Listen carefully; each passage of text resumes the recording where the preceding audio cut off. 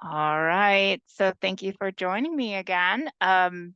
Today we're going over amending a Harmony plan. This is in the Harmony data system, a system that is operated by Senior Disability Services, a division of Department of Health. We're going to first do some housekeeping as a couple more people trickle in, and they're pretty basic housekeeping steps that you're all very familiar with. If you have a tech issue with Zoom, please chat it in. Kat is here with us, Kat Sawala-Pinskas and Damon Silva. They're monitoring the chat and will respond to you and try to troubleshoot with you. So like if my audio goes in and out, please say something. And what I might have to like turn my video off or something like that. And the supports that I have with me, staff supports here, they're willing to, they'll tell you if it's like they're experiencing the same thing. And they'll interrupt me with permission. They'll interrupt me with questions because it's just a little bit difficult for me to monitor the chat and continue presenting as I go. If for whatever reason you're really having a hard time, go ahead and log out and log back in, and that should assist you in being able to get reconnected. That can happen. As always, just please use your basic Zoom etiquette, mute and camera on, camera off if you're going to be walking around your house, because that can be distracting. Yeah, and walking around. But if you're seated and you want to have your camera on, that's fine. But it's all good. You can just set up how you need to. The next thing I want to just touch base on is the scope of this training. Like, what are we doing? It's really limited to the technical data entry. If you have review criteria questions, please come to care coordination support or training. Reach out and we can work with you on that case. We will talk about, what to put where, like what information to put where, but we're not going to dig into like the regulations and the limits and those kind of pieces. This is just a tech training. And the last thing that kind of just to give you some scope is that this is a show and tell presentation. So I show you and tell you. You do not have to go in and like do things at the same time. You are welcome just to observe. If you feel like you need to kind of work hands-on at the same time and like explore harmony at the same time on your screen, you can. And this is really time for you to leverage this information to the best to your learning needs, okay? But with that in mind, I'm wondering, what do you need to learn today about amendments?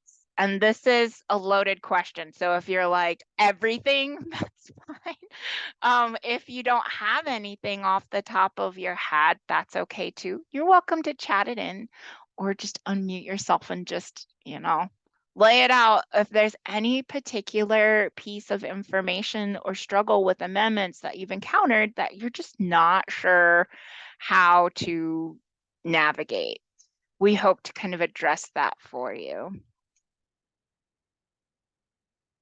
So we'll just give it like a moment or two. There's always some lag time when we're kind of thinking and processing. So Kat will just let me know after we go through kind of the agenda, the game plan, if you have any thoughts, okay, on, what do you need to learn today? So what is the game plan for this training?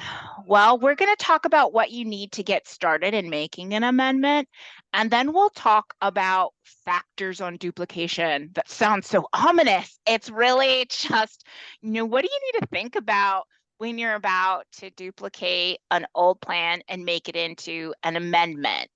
Or maybe even a renewal. We'll touch base on those concepts so that when you get ready to use the duplication feature, that you'll be able to use it to the best possible manner, okay? We'll talk about the specific areas, the critical areas to update your amendment. Whatever you're turning in amendment, these areas are important. And then we'll touch base on amending CFC services, because that's a whole thing in and of itself. So the first portion, we're just going to talk through these concepts. It's kind of like, the theory, the philosophy, and then we'll apply it in harmony. So we'll go and we'll do it. And as we do that, you'll see what I'm talking about, okay? So we'll kind of we're going to touch each concept kind of twice, once in theory and then once by going into harmony. Okay, you ready? So let's first talk about what you need to get started. But Kat, is there any messages that I need to know? Okay, we're good. We're good to proceed forward. So what do you need to get started? You know you need to make an amendment. Okay. We need you to check out the T24 Harmony Guide for Care Coordinators. I know it's not intuitive to read a textbook before entering a support plan, but there's a lot of really important details depending on what you're trying to Jenny do says she's just going to that get a can be hotel room. helpful. So I would really encourage you to touch base. And you're looking at this list of like the chapters, and gosh, doesn't it look like the whole book? Sorry about that, but it really depends on the case. You may need to update the demographics. You might have to review the amendment process, like what pieces of the amendment you might need to work on. If you're doing, if during the part of updating your demographics, you might have to do a change of status. And then when we look at renewals, if you're duplicating to make a renewal, it's a good practice to check that out. And then chapter 8 is other plan actions. That's where there's a lot of hidden gems like, well, oh, you're filing a document late, or you're filing your plan late, or other concepts like e-mods and things like that that are more likely to occur when you're filing an amendment. And then finally, chapter 9 is all about CFC. So best practice is to go through and review the guide before you head in there. After that, like we kind of mentioned at the top, you need to verify that your demographics are updated because that impacts what prints out onto your plan. You'll need to check the diagnosis because it's possible that you had a new diagnosis since your application and your amendment, especially if you're doing an amendment that's having to occur because of a new diagnosis. It may be necessary to add that, and you can do that through a change of status.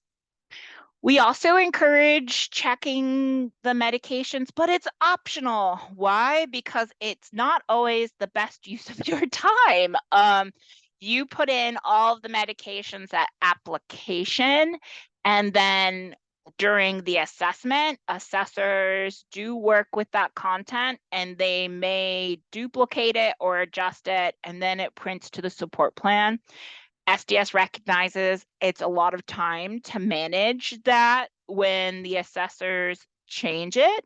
And so we are telling you that it's optional to clean it up to look pretty, because there are probably better uses of your time. Best practice as a care coordinator is to make sure that your client does have a current medication list. That's something that I would encourage them to have. If it's not located with their support plan in their home, have it in an easily accessible place that they can take to their medical appointments or is available for emergency response teams. So that would be really important, and it should cover everything from vitamins to prescriptions and allergies and everything in between. All right, the last big piece, you're almost ready to go into harmony. You do need to make sure that any paperwork that you need for preparing your support plan is prepped. So transfer paperwork for CFC, maybe EMOD paperwork, CFC PCS forms. It really depends on your case, but you may need to prepare all of those supplemental documents or actions before you go into harmony.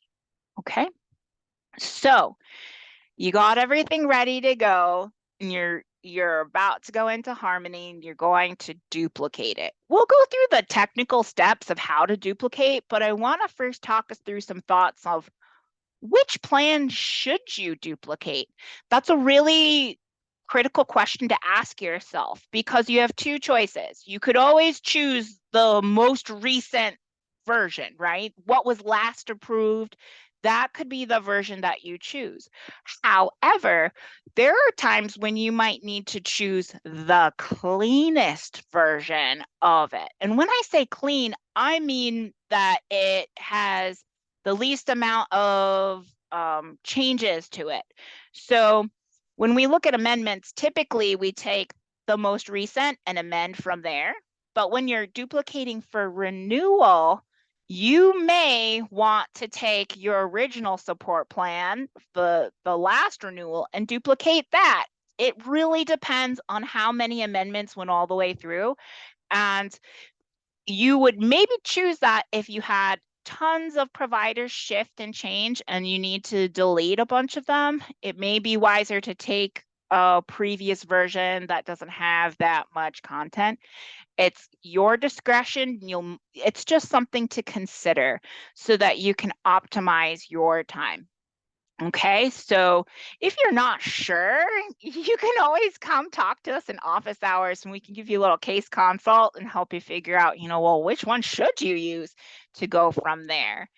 When you do duplicate, you get this question box that pops up that says, do you want to update the record? Yes, no, or cancel.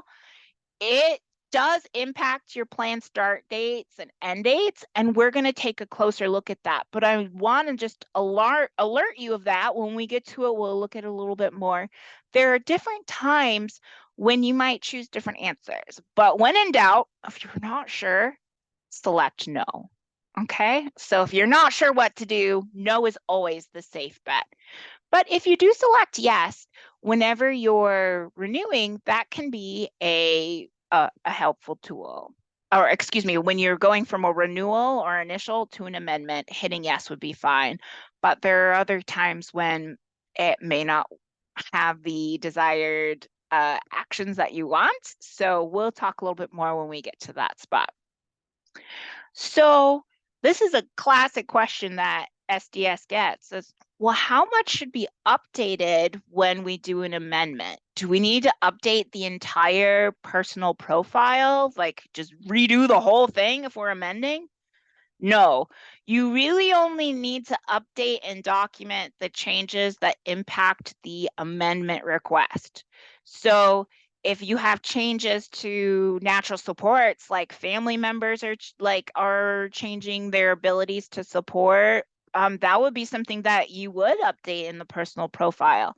But if you're changing, like adding meals or taking something away, it's not really necessary to go through and do a deep dive onto your entire amendment. It's really just geared towards presenting the information needed for SDS to understand the reasons for your request. Okay, that's really just it. All right.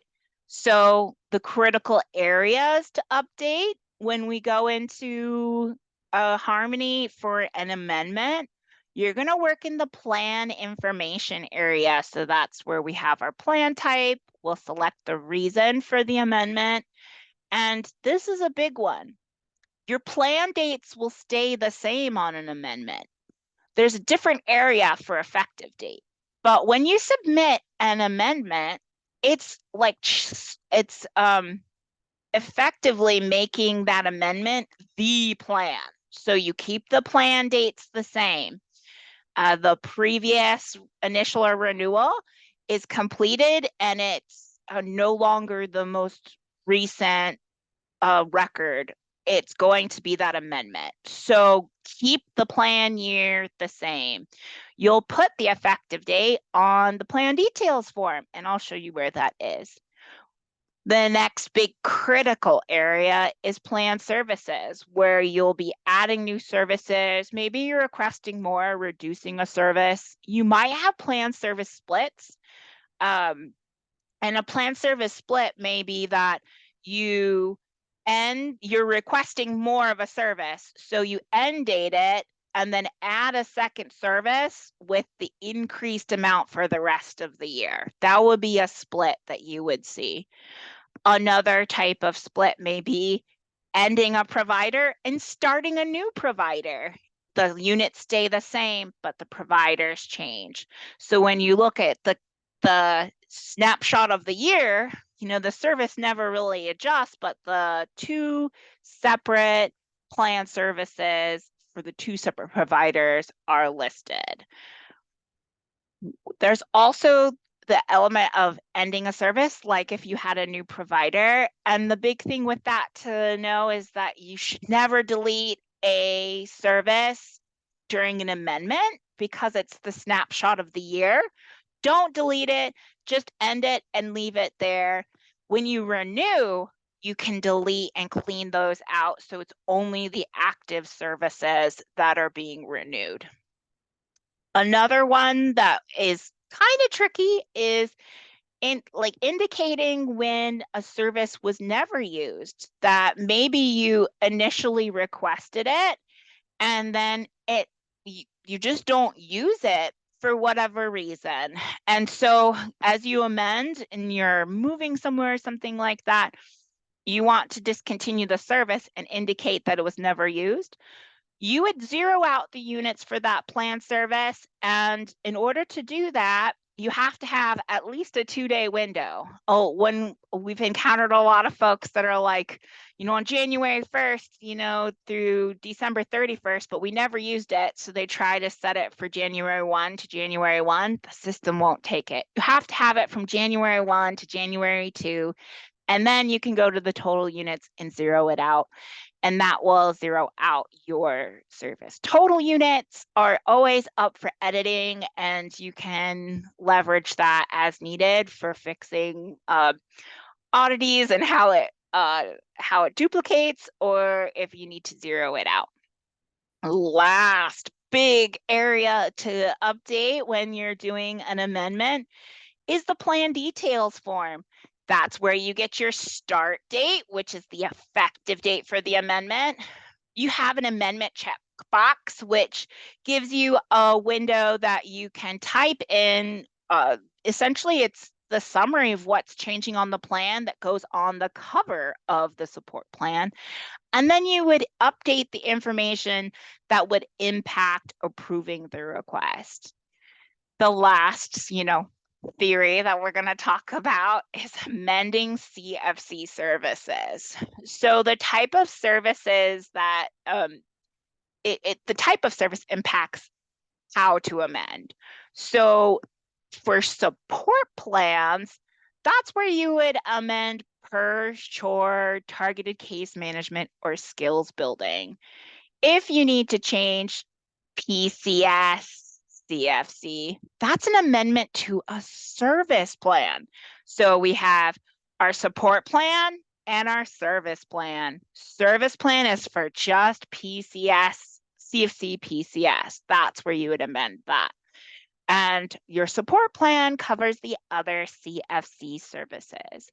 If you're ending CFC services, you may have to file a support plan, and if applicable, you'll have to file a change of status saying that you're ending those services, but you may have to amend your support plan as well if it's for chore, PERS, targeted case management, or skills building. Typically, you'll be amending it anyways, just because that's why you're ending CFC.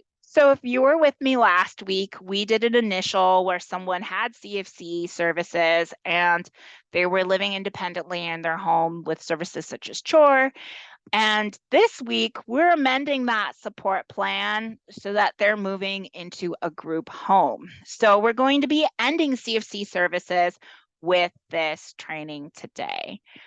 Are there any questions at this time, Kat? Oh, you guys are we're good. Stunned into silence. Got it. No worries. We're going to go ahead and look at a test case and start this process, okay?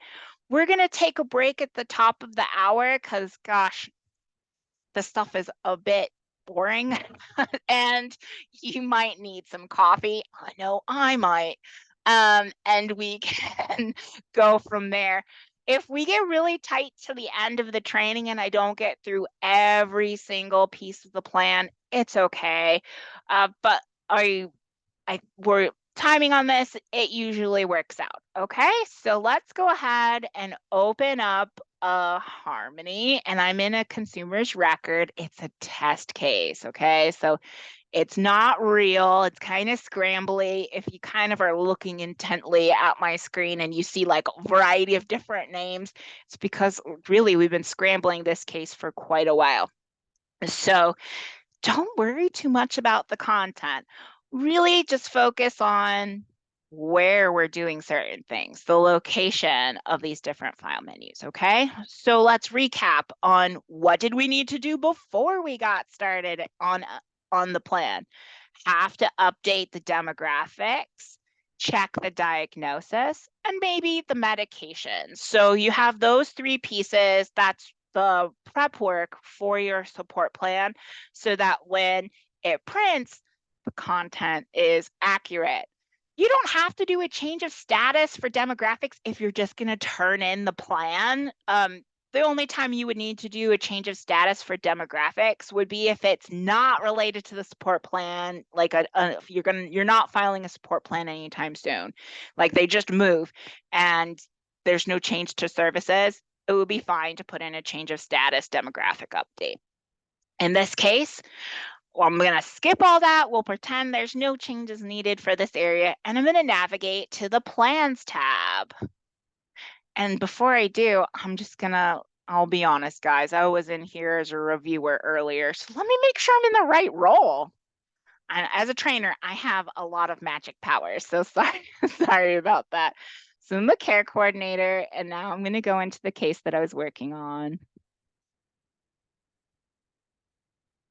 I'm sure you all are like, there's a lot more tabs than I'm used to on our screen. Well, that should clear it up. Now you should only see what you would typically see. So I'm going to navigate up to the Plans tab. And I have a nice long list of amendments or of plans in here. I can do some sorting. This is always just something I like to show people. You can sort by status. So Harmony always stacks the deck so your drafts are on the bottom, which isn't great when you have, I don't know, like 50 plans. It's hard to locate them. You can always click that status and it'll flip it to the draft and approved at the top, or have it kind of set up in how you can set it and it'll resort itself. So in this scenario, I put in my renewal. It's in a submitted status, and SDS hasn't finished it yet, but I already know I have to do an amendment. I do have choices. I could choose the previous renewal or the renewal that's getting approved. You really just have to think about what plan services are in there, and what's the least amount of work you have to do. In my case, it would be to take the most recently submitted plan and duplicate that. So you really do just kind of have to think about what plan services are in the plan, or even what plan details form, the narrative of it, which one's the most recent, or which one has the most relevant content so that I have to do the least amount of edits. Okay, so I'm going to open up what I previously submitted last week in our previous training. And I'm going to navigate up to the file menu at the top, and I'm going to click on this duplicate link. Selecting duplicate, it gives me a little message. The plan was duplicated and saved, as well as its needs, plan reviews, and services. So I'll hit OK. This has taken me into a new duplicate plan, and I need to set this information for my amendment. First, we'll go with our plan type, and we're going to call it amended. We'll leave the status in draft, but we'll circle back to it at the end of this process when signatures are done to turn it in. This field really is how you turn in the work to SDS. Next, we go to start date. And guys, you'll just have to give me a break here. This is a fake case. So we're going to pretend that the start date for this plan, for the plan year, is going to be 01/01/2023 to 12/31/2023. And this is the plan year for this person, okay? The effective date is going to be on the plan details form. Next, we scroll down to the bottom here where we select our basis for amendment. And we have 4 general choices.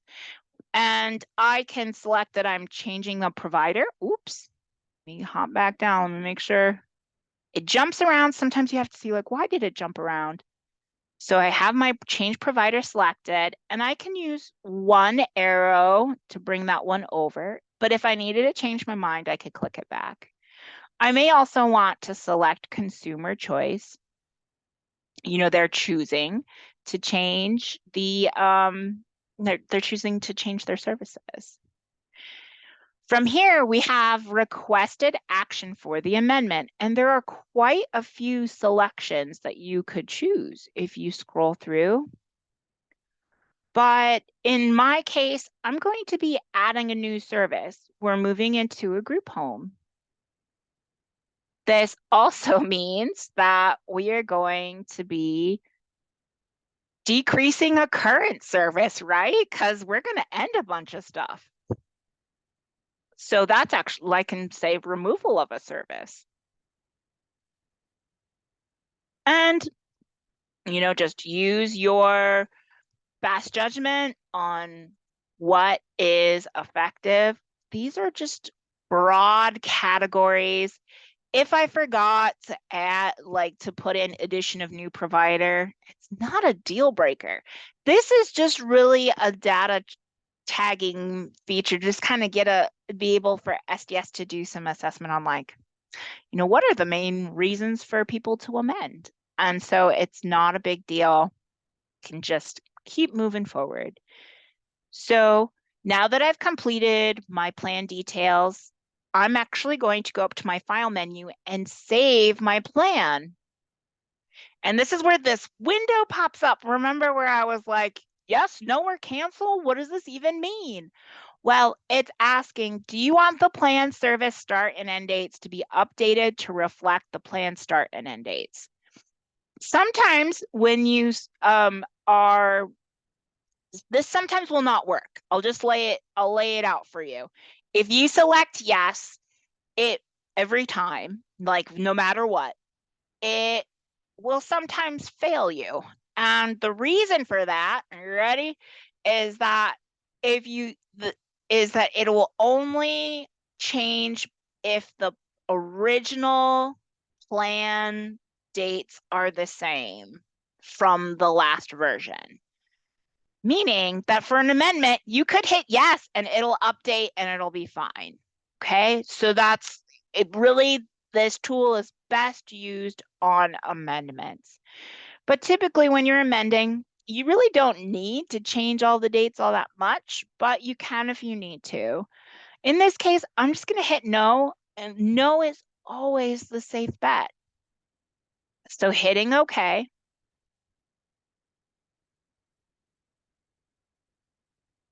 And I have a feeling because I put in this plan year to be a little wacky, it's going to give us trouble. So I just want to make sure 11/27, 11/28. Why would it do that? Well, when we go into our plan services, so I'm going to fix it now. I'm just going to be honest with you guys. I need to fix it because what'll end up happening is that the plan services will continuously kind of red alert me and be like, it's outside of the plan year over and over and over again. So I'm just going to fix it really quickly.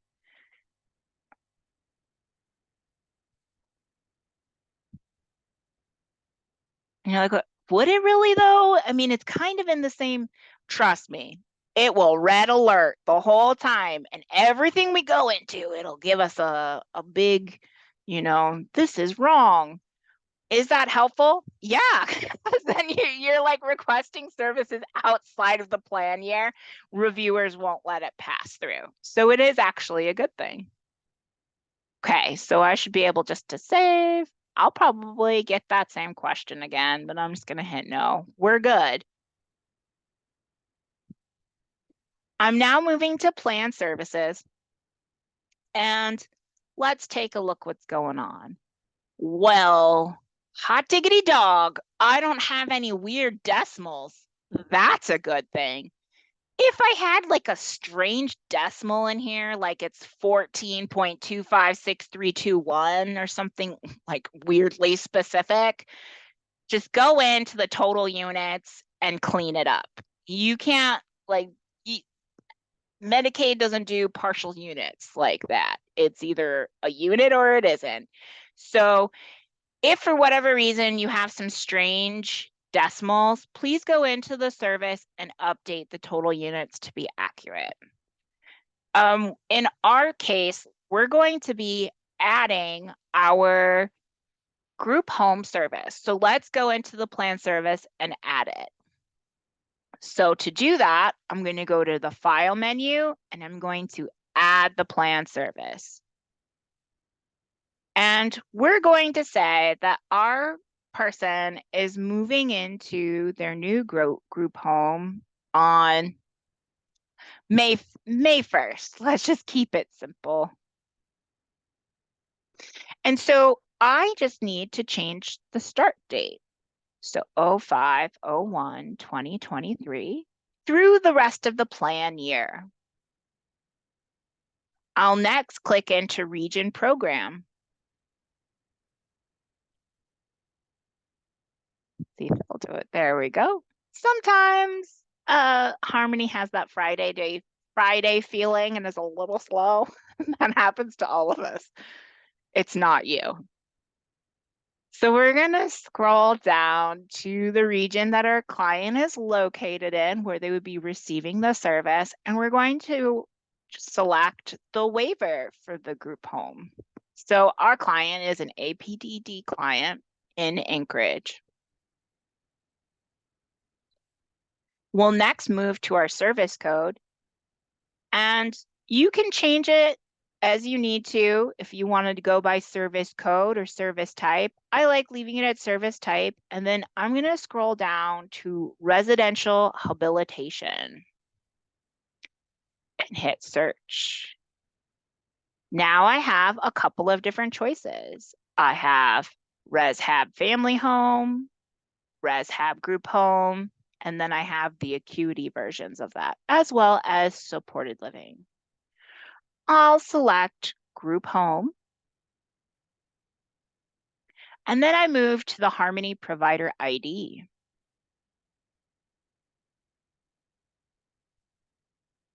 It's thinking about it and pulled up a list of providers that are certified for this time frame in this location for this service. I'm going to type in, I'm not picking anyone particular. I'm just going to type in the word Alaska. You need at least 3 characters to be able to search by name. The more specific you are, the more narrow the results. So I'm sure I'm going to get a lot of Alaska named. Yeah, see? Quite a few. We're just going to grab a random one. But do note, like, wow, there's so many of the same name. What? Which one do I pick? Like, is there a wrong choice here? The wrong choice is the wrong address, okay? The right choice is the right address. So make sure that the address for where the person is going to receive the services is correct, okay?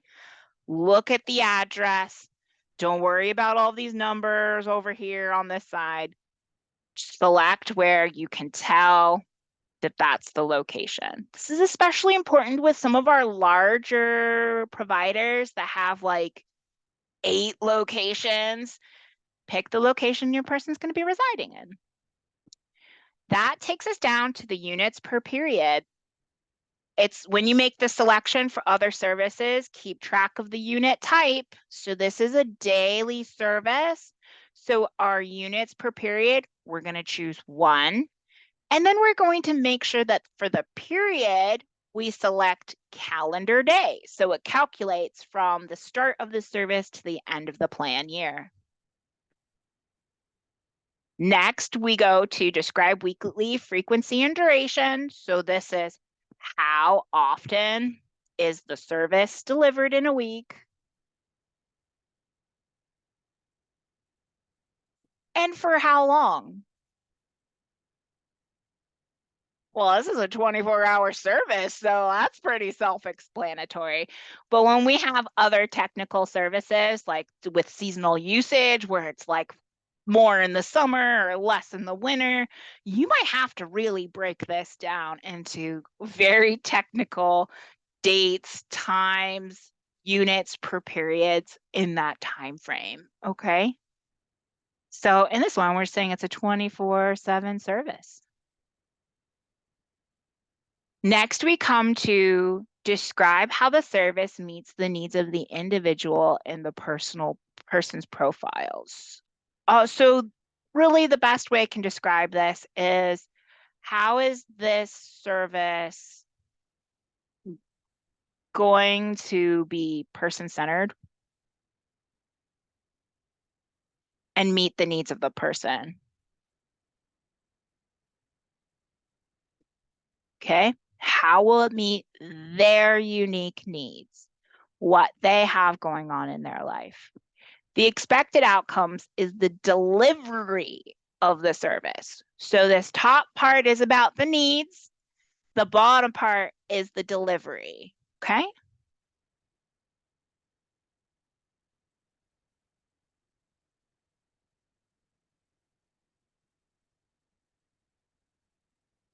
And really, this kind of comes down to some of our basic concepts that are throughout the support plan of, how do we know that the service has been delivered? Like, do we all have the same understanding of what the service is and what the end result would be?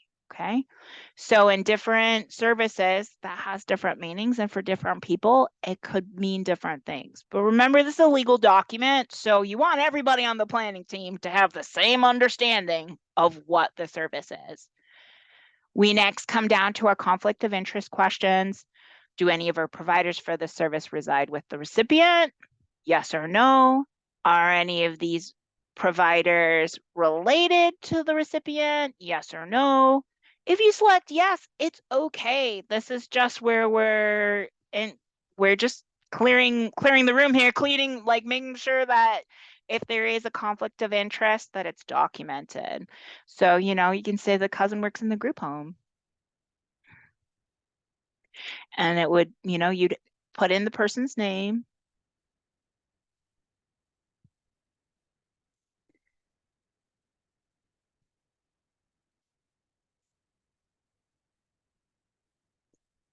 And we will save this plan service. Now, when we hit save,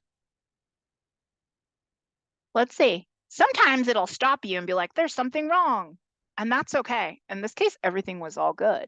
Like maybe you're missing a star, or maybe when I see these little red stars, those are required fields. Maybe your dates are off, it'll prompt you if there's something wrong with your entry. So I saved it, and now I'm going to close it. So I have added my new service to the amendment. I now need to end the rest of my services that cannot occur at the same time as group home, which is essentially all the CFC services, right? So let's start from the top and look, we have chore. Oh, we do have Let's see, rehab is good. Initial renewal is good. Care coordination good. Agency-based respite, that one will have to stop. And it looks like we have both day hab and adult day. We may keep those. We might have to adjust them. But for the purposes of this case, let's just end, in the interest of time, let's just end the CFC services. When you do an amendment, right now in Harmony, you'll have to click into every single one of these different plan services to update the frequency and duration box. That is something that we're working on fixing, but right now, as of April 2023, you have to go into the system and go in and copy over all of your frequency and durations.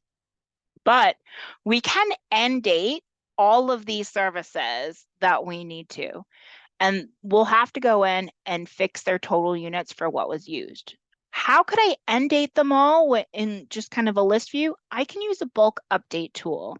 So to do that, I first need to come over to these little boxes on the far side over here, and I'm going to check only the services that I want to end the day before we move into our home, or maybe a few days before that. It kind of depends on what the story is with your person, but you can end them by checking the box. So I'm going to end chore. I'm going to end respite. And now I'm going to go up to the file menu over here and click on bulk update. So it's asking me to modify my service dates. It gives me the plan start date and end date. I need to modify the plan service end dates for the services I checked. So I'm end dating them.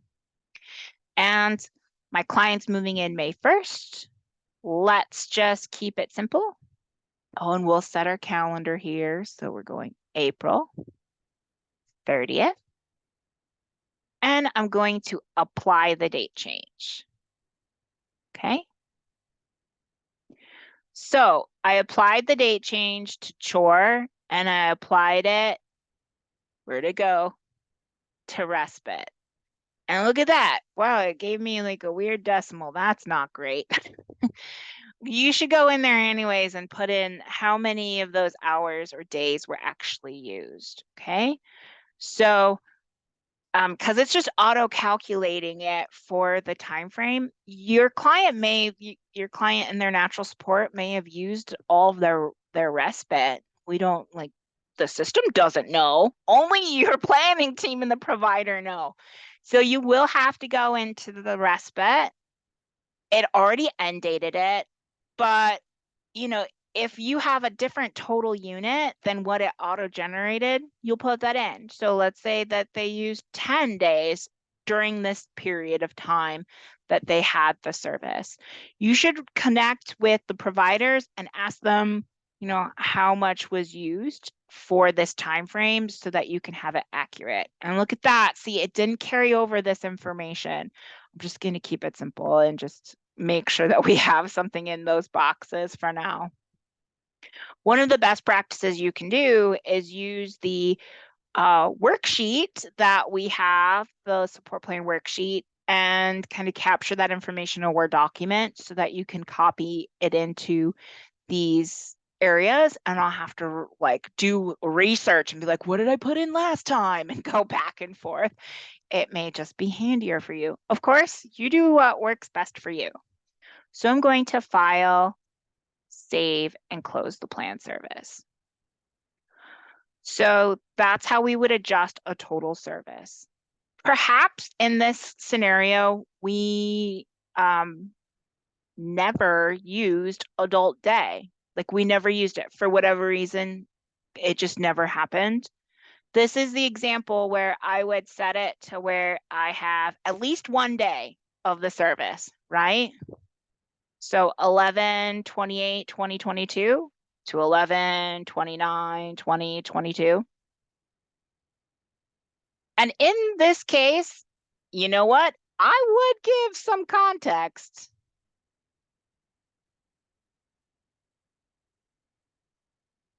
Let's make sure that that works. Yes. So what am I going to say? Service was never utilized.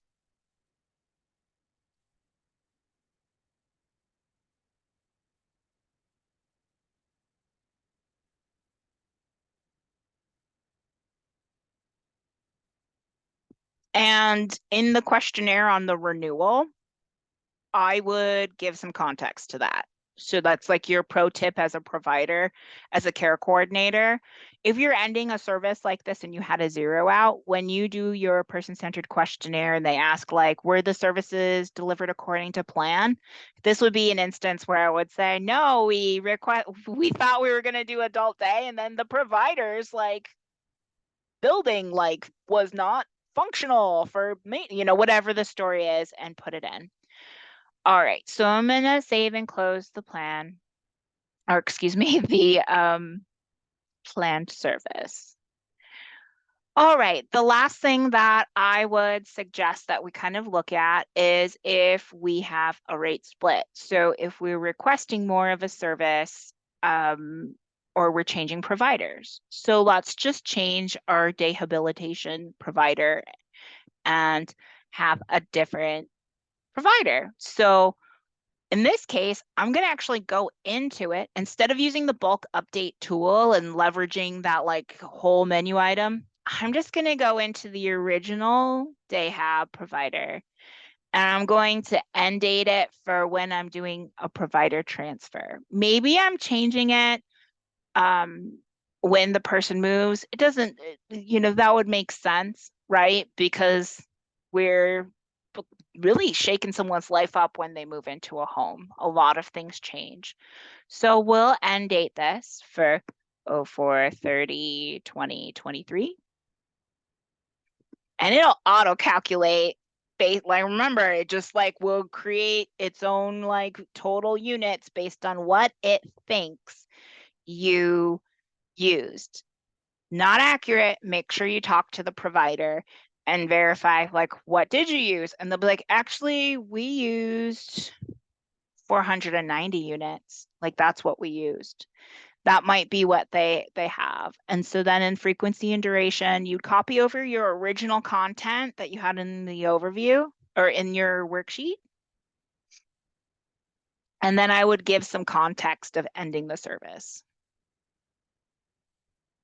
or changing providers. You don't have to. You can just keep it simple to the free, like how often was it used?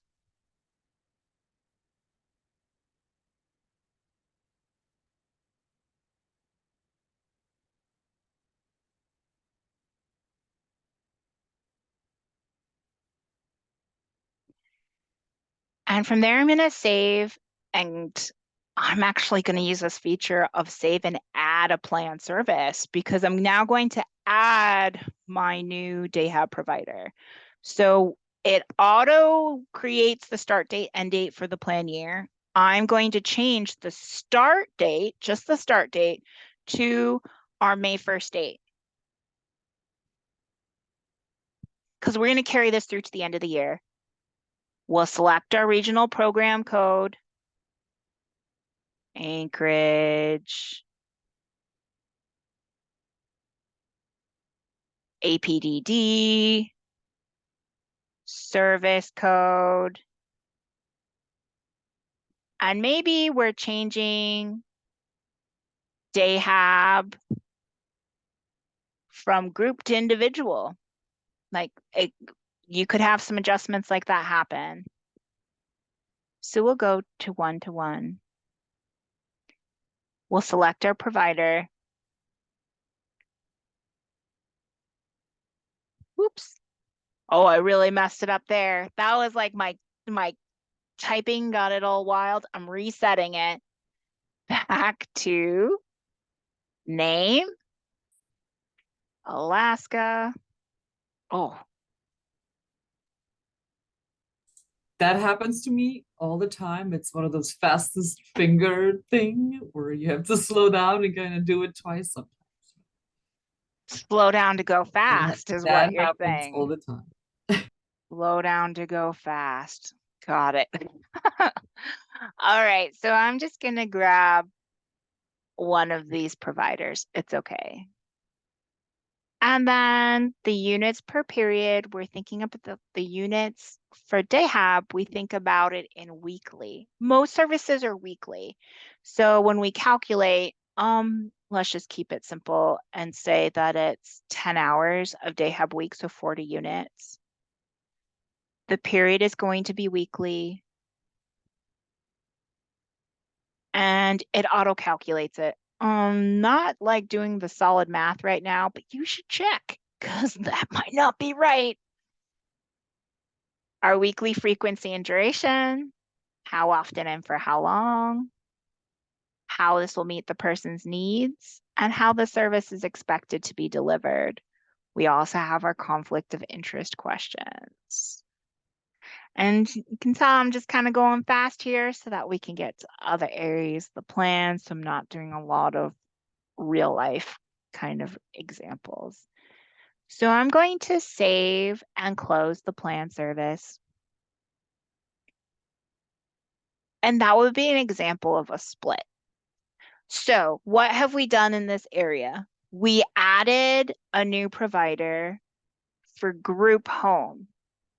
We ended our CFC services of chore and we ended respite. We ended a provider and we added a new provider for Dayhab. So during that process, we had to go into every single one of the services and make sure the frequency and duration was added. We also made sure that there weren't any wild decimals, which, it looks like it didn't. Sometimes you have to refresh things. So let me see if I click on it again, if it refreshes. Interesting. Don't be surprised if there's glitches now and then. You all saw me go into respite and total it out at 10 and save it, and it just didn't stick. Not sure why that happened, but I've been having some issues with my computer today, so maybe that's it. Other things that could cause that to happen could be that my internet isn't stable or I'm using the wrong browser or computer type. Like if I should be using Chrome and I should be using a Windows computer. So, with all that in mind, that's really what I have for you for plan services. I would like to give you a break now because this is really the hardest part of the support. Plan services are hard. It's a combination lock, and if you don't get it right, you won't find the provider or some little thing will glitch and you'll have to spend time here. So we did it. We got through this part. So let's go ahead and take a break up to 11 o'clock. So a 6-minute break. I know that's generous, but go take a break, get some coffee, and let's dig into the next section of the plan.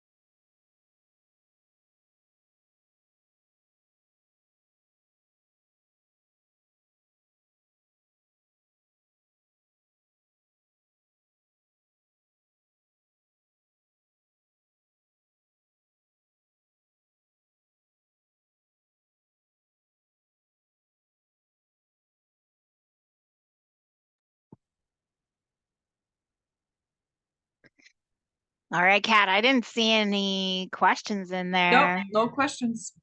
Okay. We'll give everybody a minute to come back, but did I miss anything on plan services? I think I got everything. Okay.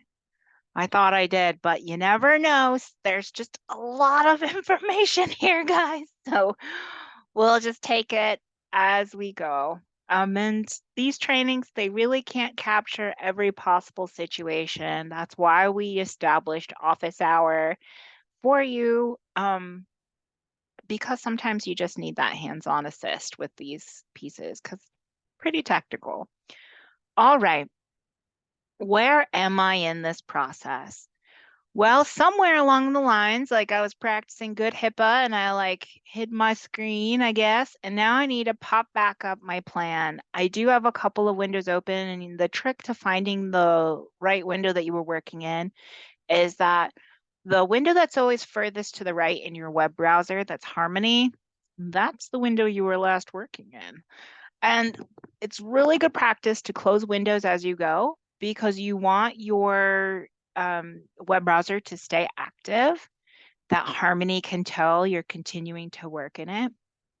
Because this is HIPAA information, it does have a timeout sequence so that you just don't have, if you're not actively working on in Harmony, it'll close out. So that's a problem if you did a lot of work but didn't save. All right. And we really need to talk about that when we look at our plan forms. And our last training on entering in a full plan in Harmony, we went through all of the reasons why you would want to like save frequently and all those different techniques for it. So I'm not going to dig too much into that. What I am going to dig into in this session is what's critical when you're amending for ending a service, like CFC, and adding a residential supported living kind of home, like group home. So I have navigated to plan forms, and I'm going into the plan details form. This is the largest form in Harmony, and so it takes it a minute to open, to save, and to close. So when I say save, a lot of people kind of do a deep sigh because it takes a long time for it to save. But really, I have had that experience where I've put in a whole bunch of information into this form and it not save. And kind of a tearjerker. Like you're kind of sad when it doesn't save. So please take the time, stretch your legs, drink a little water or something, and save often. So we have our person-centered plan details form, and it's, commonly referred to as the plan details form, or you might see the acronym PSCDP. It's like alphabet soup of the person-centered uh, plan details form. First section that we'll have to adjust is section 1, where we're going to change the cycle from a renewal to amended. And we're going to change the start date to the effective date. All right, now it's a little tricky. When we think about our effective date, we're going to include the end date of our service. So even though they move in on May 1st, the effective date of like what's changing, that actually hits on April, what is it, 30th? 04 30 2023. That's our effective date because that's when the services end. We now go down to our plan amendment, and we're going to switch it to yes, which will open up a text box. And like I said in the other session, you can write as much as you need to. These boxes contain a lot of content, but I would resist the urge to use these fancy formatting features. Resist. I know when we first thought we were going to use it, we were like, oh, it'll be so great. You can make it different colors and you can make it big and you can make it small. But we have found that as you further use the form, it will sometimes throw in all sorts of wacky codes into it because it's thinking about like the coding of what color font it is. Best practice, and for accessibility purposes, just keep it simple and leave it as is. So for the planned amendment detail section, this is on the cover sheet. It's really a good idea to break down what's happening. What changes did you do? So in this case, we're going to say, um, moving into group home, ending chore and respite.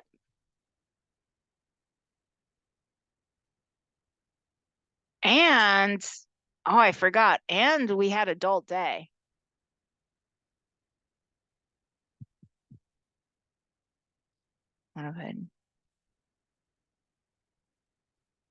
I'll just say never used.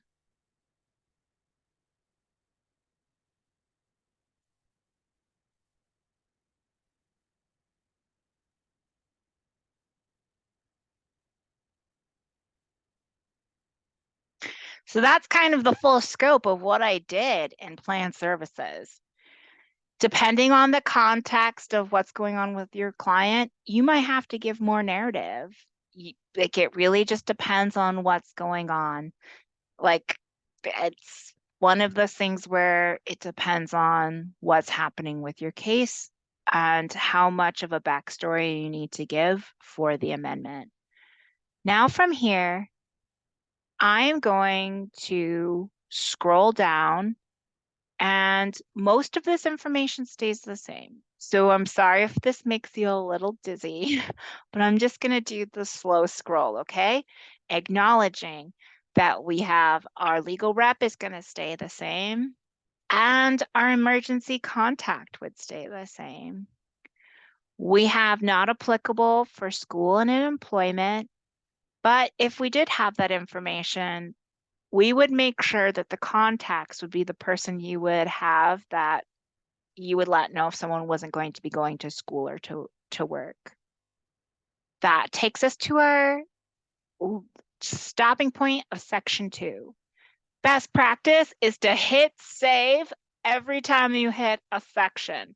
I'm going to skip it for now and I'm going to save when we do some big changes, but that's the best practice. Save at every section that you hit, okay? So next we come to health summary. If anything, this is one of the spots where you probably don't have to adjust it and it isn't necessary unless something huge happens. Next, we come to the emergency response plan. We do have to stop here because we're changing the answer. I reside in a licensed residential living facility which has an emergency plan, and I'm changing it from no to yes. As a care coordinator, you know that the facilitation of a move-in is pretty significant. There's a lot of stuff, a lot of information, like all of the like getting to know you stuff. It's a lot. But one thing that I really want you to key into for your recipient is the emergency plan and making sure that they understand or and have, presumed competence, even if you have someone that's nonverbal. Talk to them about the emergency plan because it's really important that people have an idea of what will go down in an emergency. Okay, that takes us down. You might have to adjust this content, maybe not. When you're thinking about emergency plans, think about the emergencies that happen in the location that you reside. All right, next, let's see, I kind of skipped forward. There we go. We're now at medical and psychiatric contacts. As we discussed before, it is okay for you to add an attachment. Probably don't need to change anything on that for an amendment. So we get to this area where it's reminding us about medications. Remember, that's optional and isn't something you typically update for an amendment. Depending on your what you're changing, you might have to put in information about EMODs. EMODs typically are done through an amendment, so you might have to update that information. Next, we come to the personal profile. You really, for an amendment, really only need to target the information that is relevant to the change that you're making in services. One of the strategies you can use is going down to the very last box down here at the bottom, where we talk about any additional information that could impact the level or type of request. This is a good standalone spot for an amendment that can give context to natural supports are no longer able to provide the services that they did, right? Like they're not able to do that. You can give context in that particular area. And then on amendment, or excuse me, on renewal, you would adjust the overall life situation, the rest of the profile and everything like that then. So you could leave it whole and leave it, on its own above. And then, really big things that have changed, you can put that in this last box at the very bottom and then adjust on renewal. Assessments reviewed typically aren't utilized on amendments unless it's something major, like we're doing an IAT plan or something like that. But when we get to the summary of non-waiver supports, we are going to have to make some adjustments in this area because we're ending CFC services and we would have to end PCS services. So some of these answers aren't going to change. We have, does the recipient receive GR? That's not changing. Is there a PCA service plan? If yes, please verify PCA service plan to avoid duplication of service requests. Okay, this is where things get a little wacky here, okay? Because we're moving into a home. So there's no more PCS. But this is a snapshot of the full year, okay? So we leave that it's yes, we leave that it's ADLs, we leave our conflict of interest questions, we leave it all here. Weird, I know. But when you renew, you're going to have to clean this out. So this would be changed when you renew next year if the person stays living in the group home. Take it out then. What you can do is just like to cover your bases. We will identify that the service is ending further down in our non-waiver supports. So we have our family supports and they, this might be an area where we leave it the same, but then we add a paragraph where we say something to the effect of family supports are no longer able to assist or something of that nature and is a reason why we're amending the plan. And you can do something like updated or amended. Amended is a really just putting amended in all caps in spots within the plan is really helpful for planning teams because then when you're looking at it on the like for your planning team meeting for renewal, you can kind of break out what happened as you went.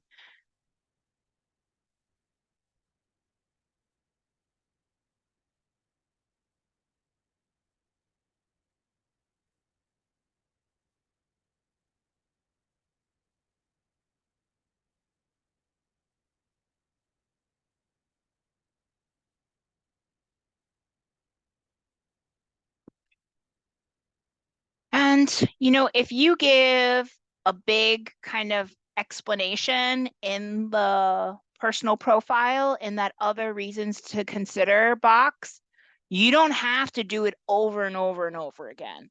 Just be, just kind of draw attention to it and be general.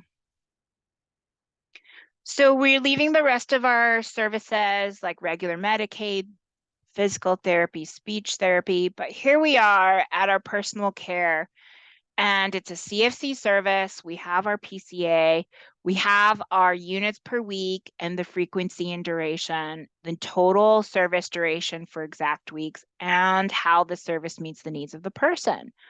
This is where you break down all the ADLs and IADLs that were covered by the PCS provider so that when you have like chore and PCS, it's clear who's doing what, when, right? That's really the purpose of this section.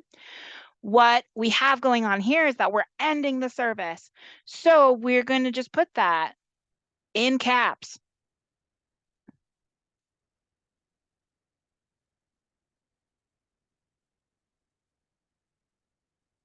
And so, you'll do the weekly calculation. I definitely use that calendar calculate tool online for figuring out the weeks from the start of your support plan to the end. So I'm just going to guess it, guys, and just say like, maybe it was 30 weeks. I don't remember. And then I would just put in,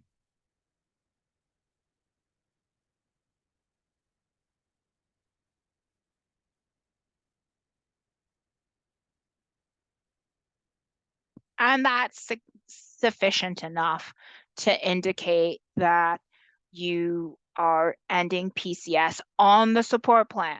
Do you remember what I said back, I don't know, at like 10:20, like this morning? We also would need to file a change of status for CFC to close PCS services. So, and that would end that service. You can find the instructions on ending PCS services in the T24, so that's the Harmony Guide, in Chapter 9 for CFC. So you're going to file a change of status and I think, I'm sorry if I'm butchering it, it's provider closure of service or something of that effect. That's the technical note name, change of status, provider ending service or something like that. And then in the body of the note, just say clients moving to group home and CFC's ending. And that triggers SDS to close everything on the PCS side. Okay. So now we are at really the meatiest part of an amendment into group home, and that's our out-of-home residential services. This is where we start putting in all of the critical information. So the name of the provider,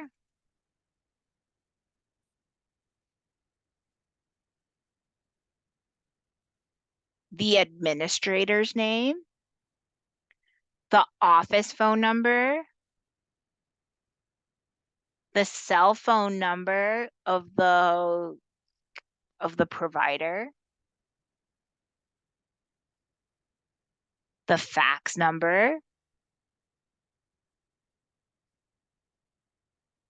email address,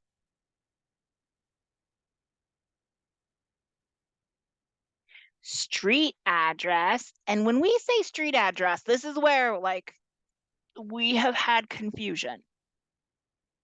We're putting in the physical location of the home.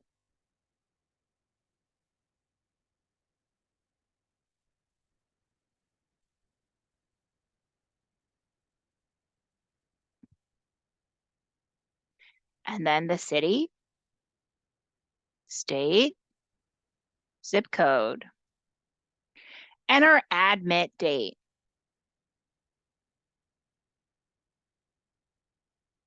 So description of staffing pattern, including how live-in and shift staff are scheduled. So this is where we would, rely on talking to the provider and say, how is this staffed? It could be 3/8. It could be live-in staff. You need to break it down so that it's clear how this person is receiving 24-hour care in this home. That's really what SDS is looking for when it's looking at shift patterns. So this could be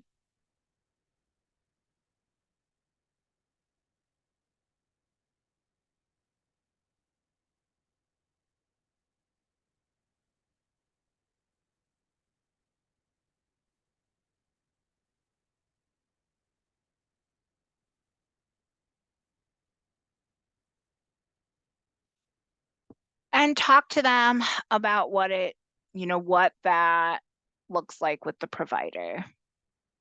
The next question is, you're probably like, well, obviously I found them, but you still have to answer it. Is this a state licensed home, and is it the license current as the date of the support plan? It's a yes, no, and this is a CMS question. Typically, if you're finding them in plan services, you're probably good. Does this recipient placement meet the regulatory requirements for this licensed home?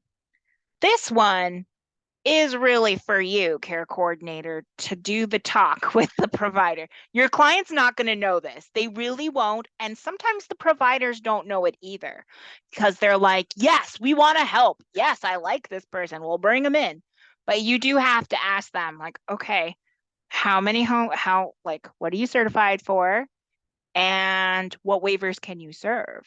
We have had cases happen where ALI, they like try to pull ALI into group home, or like an RSL is trying to pull in IDD, but they're not certified. So this can be a little sticky. And so we do encourage you to verify. Anything to add on any of that, Kat? You've reviewed plans, so you have, a good take on some of this stuff. Yeah, I think you covered it. The staffing pattern kind of is important. That's been coming up. We've seen some submissions recently that just say the group home is staffed and that's it. There's really no other explanation. So I think the more information you have, if it's 12-hour shifts, maybe, or eight, like Delight saying, or any other kind of staffing pattern that may be important, you should outline that if you can get that. I mean, you should be able to get that information. Um, but we have seen kind of an increase in plans that have no information there recently, or very, very, very vague information. So, but I think you And covered everything else. yeah, this is verging on the side of vague, like admittedly, but it's like it delivers a little bit more than what we're seeing. Because we do just need to understand, you know, how is the staff going to meet the person's needs 24 hours in the context of serving other people? So if you're just saying it's staffed, that's not enough for us to understand how 24-hour care is going to be delivered, which is what the service is. So, we do need that degree of detail, and the client deserves to know that as well, so that they can understand, why is it that somebody's here for 12 hours at a time, from 6 to 6, but then, they're gone and we have two other sets of people, like they deserve to know what's going on. It's their home. And there's no need to put names. So we're not talking about the level of details where you're putting staff names or anything like that. Just kind of staffing pattern, whether it's live-in staff or depending on the setting. And 12, like there's a lot of different variety. Providers have a lot of flexibility in developing a staffing system that works for them, that assures continuity of care. And because it's so variable, that's why we need to know about it. Okay, we're in the danger zone, guys. I still haven't saved. Just letting you know, this is like danger.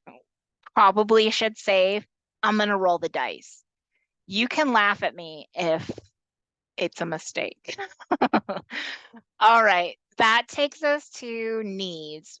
We're going to make sure that we talk with the agency, or excuse me, the home, and that their their agreement is captured, the essence of the agreement is captured, and that it's customized for the person's needs. So when we look at nutrition, eating, and feeding, we need to make sure that we include the frequency and duration and the outcome of it. So You may have a client that has difficulty swallowing. Maybe they have um, pica. Um, maybe they have tube feeding. You're going to have to specify, maybe they have allergies. Whatever it is, you're going to have to explain how the provider is going to care for the person for these specific needs. So frequency and duration here is like, how often are they going to be fed and for how long? Like how many times during the day? So it really varies on the person's preference here, guys. So some people may be like, I just want 2 meals a day and 3 snacks. Others may be like, I don't eat breakfast. Give me lunch and dinner and a, a bedtime snack. What does that look like to the person? You really just have to make sure you talk it through with them, talk it through with natural supports, and making sure that the routines that are established are meaningful for the person. That goes to be said, like that concept is applied like all the way throughout the rest of these concepts. Bathing and hygiene. What are our routines and the considerations for that kind of care? Same for toileting and incontinence, skincare, dressing, mental status, orientation, memory behaviors, medication management, supervision and assistance, laundry and chores, mobility, ambulation and safety, socialization, other needs, which could be specific to their diagnosis, transportation and medical appointments, communication with other caregivers. One that I would really like to emphasize to you as a care coordinator is keying in to this transportation piece when working with the provider. We need to ensure that our Alaskans are able to participate in community activities of their choice, even if it may not be related to day hab. So if they have specific events that they want to go to and it's part of their plan, we need to make sure that providers do make plans to help this person be able to do what they want and live their life. Okay. That's part of it's a 24-hour service and it's someone's home. What we have encountered is that there's often concern about staffing uh, and meeting the needs of other people within the home. With that in consideration, they should be like, it's really important to kind of talk out the plan Bs then. Like, okay, like, yeah, you say you're able to get our person to the Diamond Mall once a week for ice skating, for ice skating club that they do with their friends. Awesome. But what happens if you don't have the staff for that? What's the plan? What are you going to do? And making sure that the home has a plan for that. This would be a good area to map that kind of content. What we frequently see in these areas, okay, just to be real, is that we often see sort of like the copy paste for that specific home. Is that bad? No, it's okay. That home has its own style, its own protocols, its own procedures.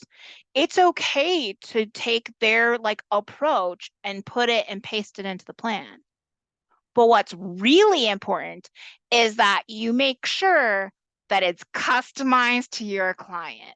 Okay. So even though you may have like 4 clients that all have similar content in here, the specific needs of your person are identified as and honored.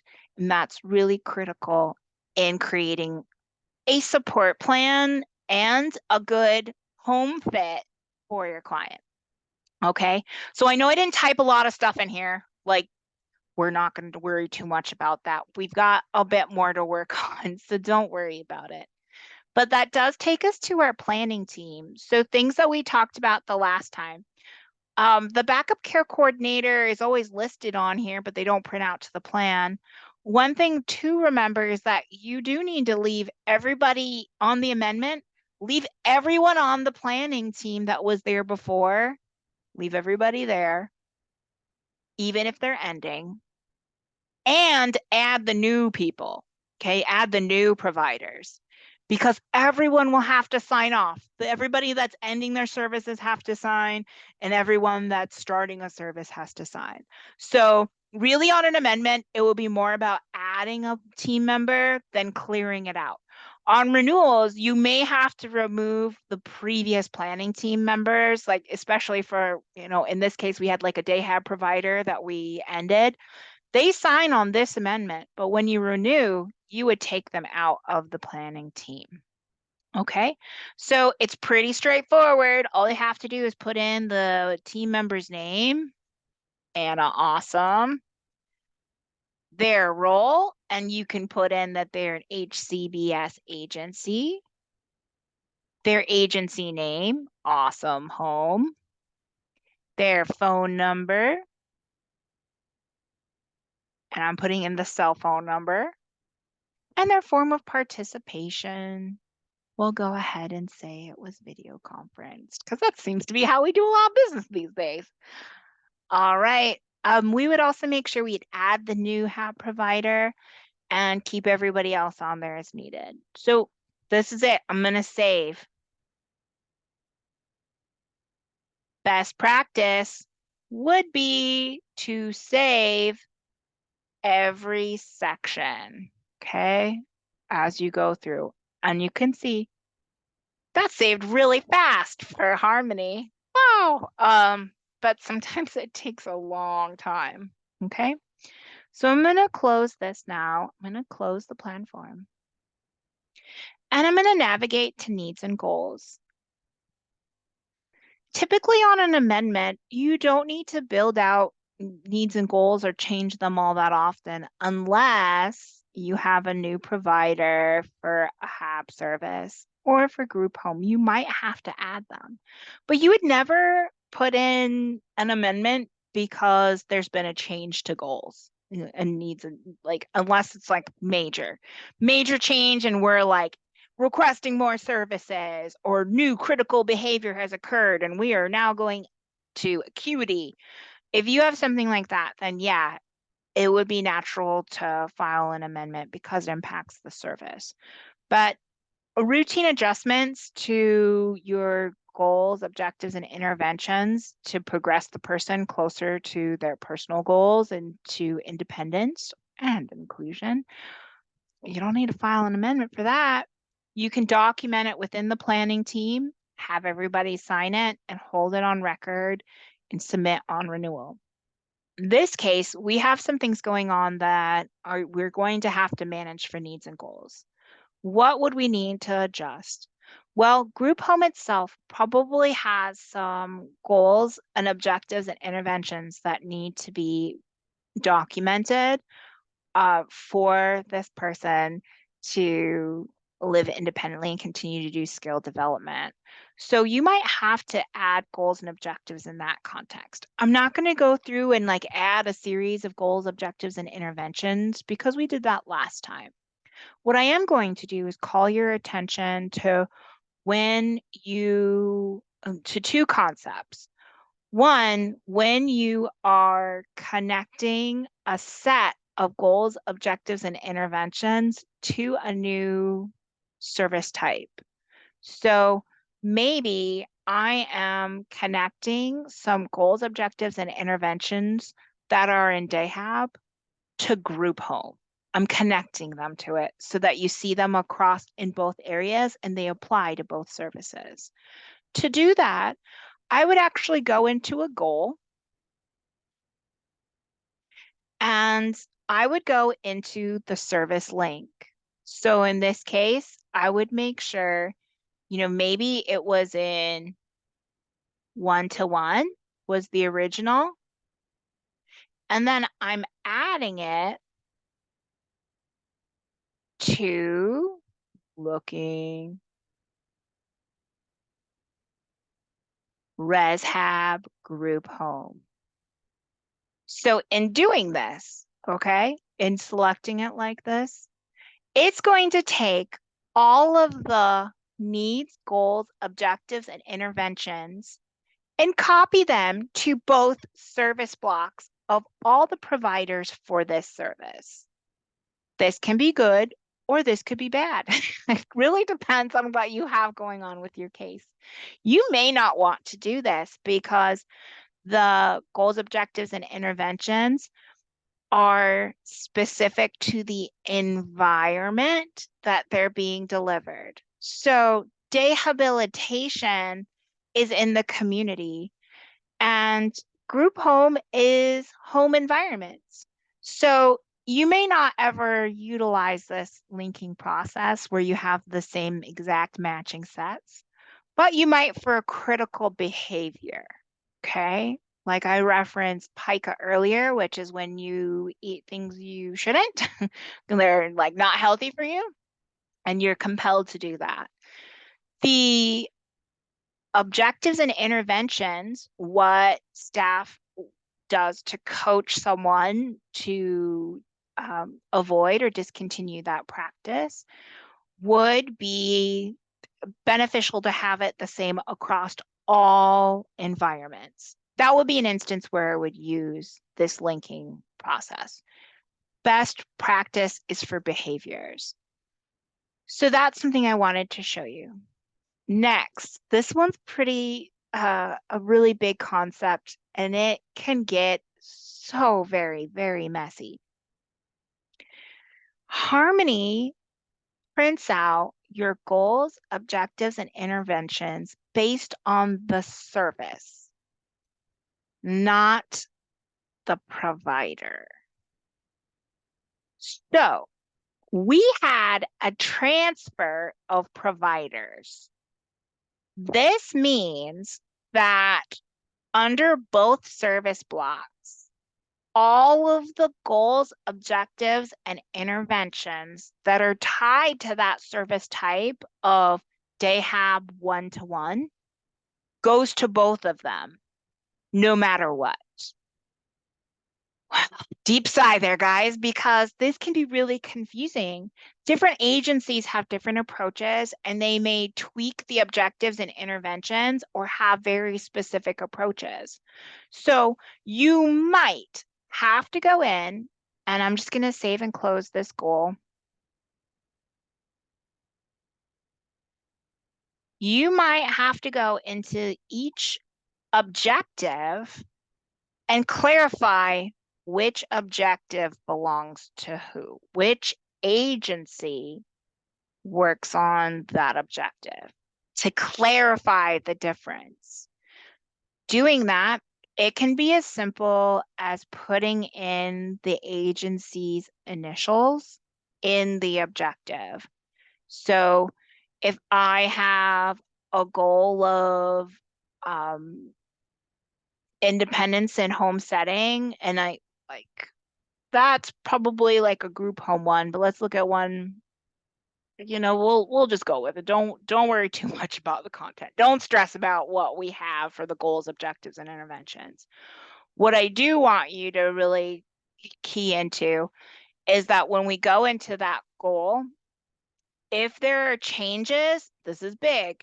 If there are changes to how we record the data or how it's evaluated between the two agencies, you're gonna need to clarify.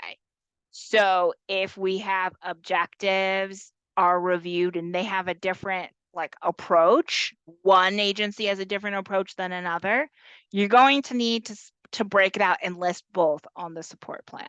So on our old one, we had our old, I don't remember who we had. I don't know, let's just say it's like Great Dayhab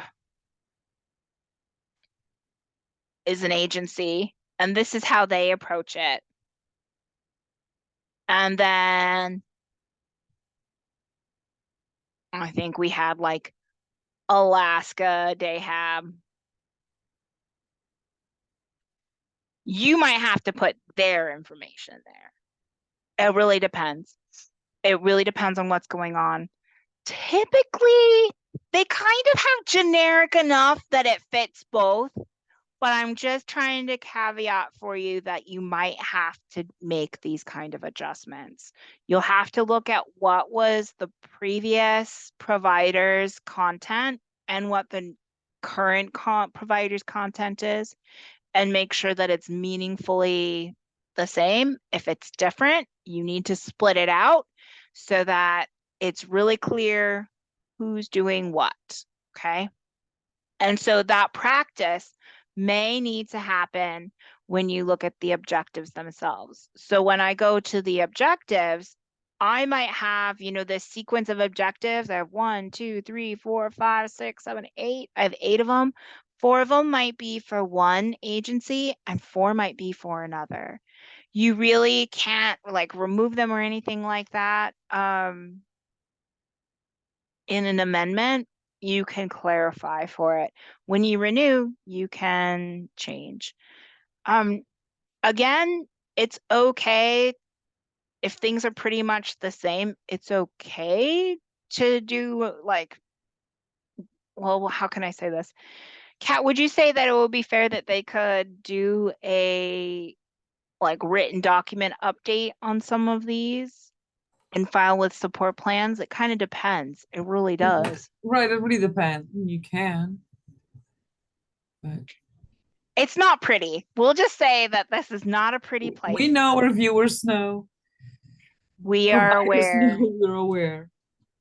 Yeah. but this is one of the bigger hangups when you're doing an amendment because the end result is that you print it out and it looks really confusing. Victoria, do you have a question? I do. So you're talking about when we're amending, like, are you talking about where we're changing one provider for another in Dahab? And we need to make sure we have each one of their, how they do things in that box? Is that what you're talking about? Yeah. Okay. And because it prints to both providers, no matter what. So you do have to clarify what belongs to which provider because it'll copy it to both sections.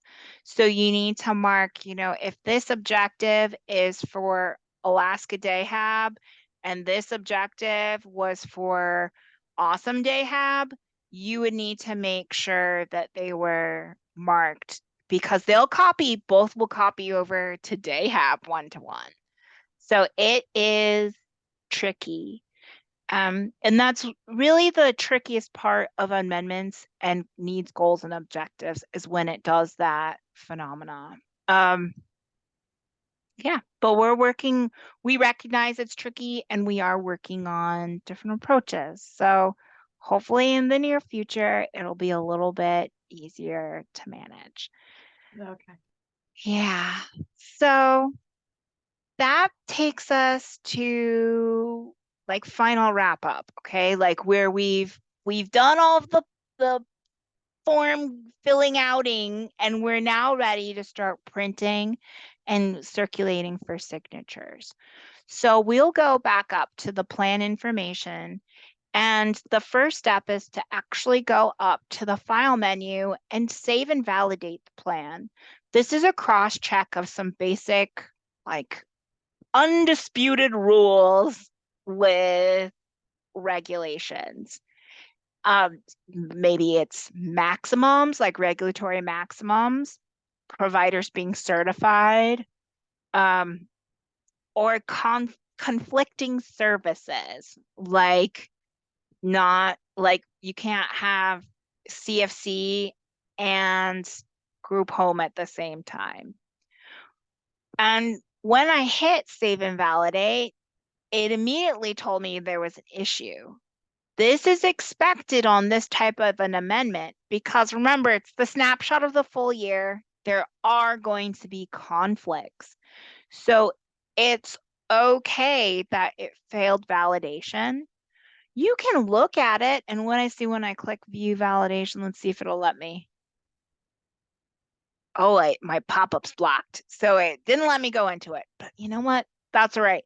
I can go over to the reports and pull the plan validation report. And I know that I ran the validation because I have something in here and it'll tell me all the different stuff of why, what's going on with it. And we can see that, I ran the validation and it failed validation. If everything is all good, like everything's as expected, it failed for reasons that you knew, you can continue forward by giving a reason for ignoring validation. If something came up that you were not expecting and you're like, oh, I didn't realize I put over the max, we're not trying to go over the max or something like that, you need to go back to planned services, adjust planned services, and rerun the validation. In this case, we're going to say it's acting as intended, and I'm going to go back to the file, save and validate plan, and I'm going to click ignore issues, hit this drop down, and type in client is discontinuing CFC services and moving into group home. And that's enough of like a clarification to move forward. Next step is actually running my report itself. So I'll go to the reports and go to person-centered support plan. Clicking that link will run this report. I'm going to go up to the little floppy disk with the green arrow, and I'm going to select the PDF. It downloaded to my screen, so I can click on it from there, save it to my desktop or wherever I save it. And I'll go to this printer over here, print a PDF. We'll save it as the plan. And you're going to circulate it for signature. Now, as you may know, we recently changed that producing the cost of support plan summary is now optional. You can still pull it if you'd like for planning purposes, but you shouldn't turn it in. Why not? Well, because the reviewer may change your services and your plan services and the total unit amounts. And so the final version of your plan service is going to be from the reviewer. They will attach it to the final approved plan that you'll get in a Harmony note that you would circulate to all providers. But if you want to pull that summary, that cost of support plan, that overview, as we often refer to it, you can go to the word merge and click on cost of support plan, and it'll pull a word merge for you. And it does a forced Word document download. You can open that one. It's renderable, so it's okay for making notes. But again, you're not turning this into us. This is just a planning tool. You can print it as a PDF or like download it as a PDF. So it like does a download, or you can print to PDF and it'll do something similar to what you saw when I saved the plan, the support plan. Okay. Again, it's really not required for submission, but teams can use it as needed to be able to cross-check. Okay. So we're pretty much ready. Everybody's signed. We're moved in, like things are happening. We're going to navigate to the plan notes area and we're going to file, add note. We'll go to the note type and we'll hit plan note. Plan attachments. Description is the support plan year right? So forgive me, I know if I get this a little weird. I think it was 28, 20, 22 through 11, 27, 20, 23. And here's what's pretty clever. It's an amendment. So you can say effective April 30, 2023. That will be fine. We'll go ahead and go down to our attachments. Choose file, go to your desktop, and I named it as the plan. Yeah, I have a very messy desktop. You know, that's just me. I'm adding it, update, or upload, excuse me. And this will be the version that has all of the signatures. So you can see my document has been attached. The last thing that I'm going to do is, you know what? I realize I should just tell them that I'm ending CFC services. Filing change of status note. Yeah, you don't have to do that, but it's good for you to just kind of like let them know like where it. I didn't just do my support plan. I also ended my PCS. It's fine to put it in there. Last steps on the note is to click on submit and then save and close the note. To turn this into SDS, we have to circle back up to plan information and change our status from draft to submitted. And save.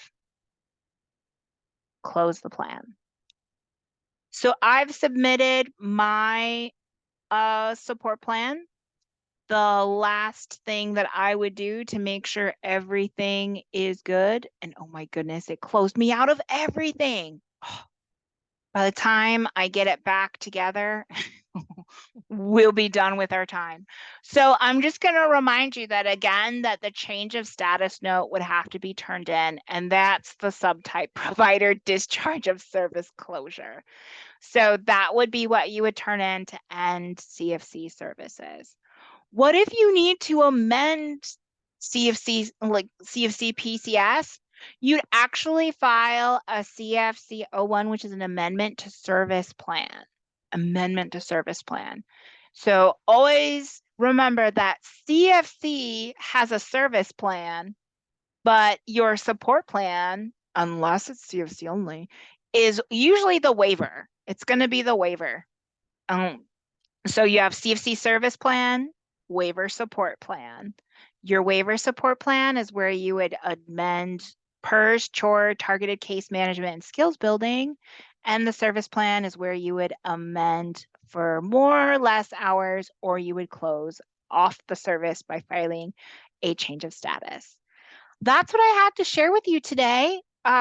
I just want to make sure you are aware that you have help. You can contact the waiver teams if you have questions, and that can be for unlocking forms. Maybe there's a wrong level of care date. Like I saw one this week that was like January 1st, 1900. Pretty sure that's not accurate. You can reach out to the waiver units and we will help you with that. If you need case consultation or technical support, reach out to care coordination support at alaska.gov or SDS training at alaska.gov. And finally, if you're having Harmony access or system issues, like critical error issues, and you're like, what is happening? Please just report it to DSDS Harmony Help at alaska.gov. You can always stop by and check with us first if you have questions. But if it's, you're locked out of the system because you haven't accessed it in a long time or something like that, you can reach out to their team and they'll help you out. So with that, are there any questions from you all today? No? No, I'm gonna do a quick plug. Because amendments can be tricky and you're duplicating and sometimes you're gonna duplicate like 5 different things and end up with 5 different draft amendments.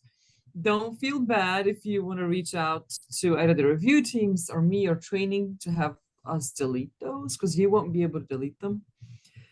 So if you want a cleaner kind of look and if you were stuck or something happened, I mean, I've made multiple copies of things. Just reach out and we could get those deleted. So don't feel bad to do that, and whether you email me or come to office hours for those kinds of questions or that kind of assistance. That's a super easy fix. And same thing with the plan forms. If you find the plan forms are locked when you duplicate your plans, reach out. You could reach out to the reviewers or me, and we could get those unlocked for you. We have seen kind of different things happen with plan forms. So if you're stuck, don't get stuck for too long. Just reach out to somebody. Don't just sit there and let things kind of spin and wait. Just reach out to us and we could probably get that resolved really quickly. Yeah. The best rule of thumb I can give you is if you spend more than 15 minutes trying to sort it out, that's enough time. That's enough time. 15 minutes is quite a long time to try to navigate a technical issue in Harmony. And you've looked at your guide and it's probably not you. You are cat are like said it well, just know we're a judgment-free zone. Like we understand this isn't easy and we just want to be a resource for you because us supporting you is supporting Alaskans. So please ask for help. But with that, I hope you have a fantastic Friday and enjoy your weekend. We'll see you next time. Thank you Bye. guys.